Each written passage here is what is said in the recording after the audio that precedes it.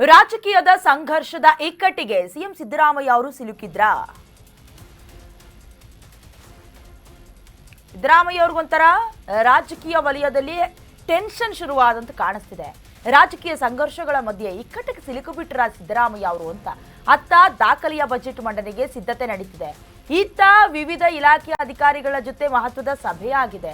ನಂತರದಲ್ಲಿ CM ಕುರ್ಚಿಗೋಸ್ಕರ DCM DK Shivakumar ಜಟಾಪಟಿಯನ್ನ ನಡೆಸ್ಕೊಂಡೇ ಬರ್ತಿದ್ದಾರೆ.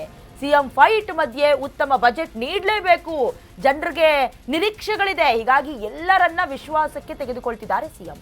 ಎಲ್ಲಾ ವರ್ಗದವರಿಗೂ ಉತ್ತಮ ಬಜೆಟ್ ನೀಡಲೇಬೇಕು, ಈ ಕಾರಣದತ್ತ ಗಮನ ವಹಿಸ್ತಿದ್ದಾರೆ. ಗ್ಯಾರಂಟಿ ಹೊರೆ ಮಾತಿನ ಮಧ್ಯೆ ಸರ್ಕಾರ ಬೊಕ್ಕಸಕ್ಕೆ ಹೊರೆಯಾಗಬಾರದು ಒಂದು ಕಡೆ. ಹಾಗಾಗಿ ಬಜೆಟ್ ಮಂಡಿಸೋದೇ ಒಂದು ರೀತಿಯ ಸಿಎಂ ಅವರಿಗೆ ಸವಾಲಾಗಿ ಪರಿಣಮಿಸ್ತಿದೆ. ಒಂದು ಕಡೆ ಸಿಎಂ ಸಿದ್ದರಾಮಯ್ಯ ಅವರು ದಾಖಲೆಯನ್ನ ಬರೆದಿದ್ದಾಗಿದೆ, ಅಧಿಕ ಅವಧಿಯ ಸಿಎಂ ಅನ್ನೋದಾಗಿ. ಇನ್ನೊಂದು ಕಡೆ ದಾಖಲೆಯ ಬಜೆಟ್ ಅನ್ನ ಮಂಡಿಸೋದ್ರ ಮೂಲಕ ಕೂಡ ದಾಖಲೆಯನ್ನ ಬರೆಯೋದಕ್ಕೆ ಸಿದ್ಧರಾಗ್ತಾ ಇದ್ದಾರೆ. ಸಂಬಂಧಪಟ್ಟಂತೆ 5 ದಿನಗಳ ಮ್ಯಾರಥಾನ್ ಸಭೆಯನ್ನ ಕರೆಯೋದ್ರ ಮೂಲಕ ಅಧಿಕಾರಿಗಳನ್ನ ಅವರ ಗಮನಕ್ಕೆ ತೆಗೆದುಕೊಂಡು ಯಾವ ಯಾವ ಇಲಾಖೆಯಲ್ಲಿ ಎಷ್ಟೆಷ್ಟು ಅನುದಾನ ಬೇಕು, ಏನು ಎತ್ತ ಚಿಂತನ ಮಂಥನವನ್ನ ಕೂಡ ನಡೆಸಿದ್ದಾಗಿದೆ.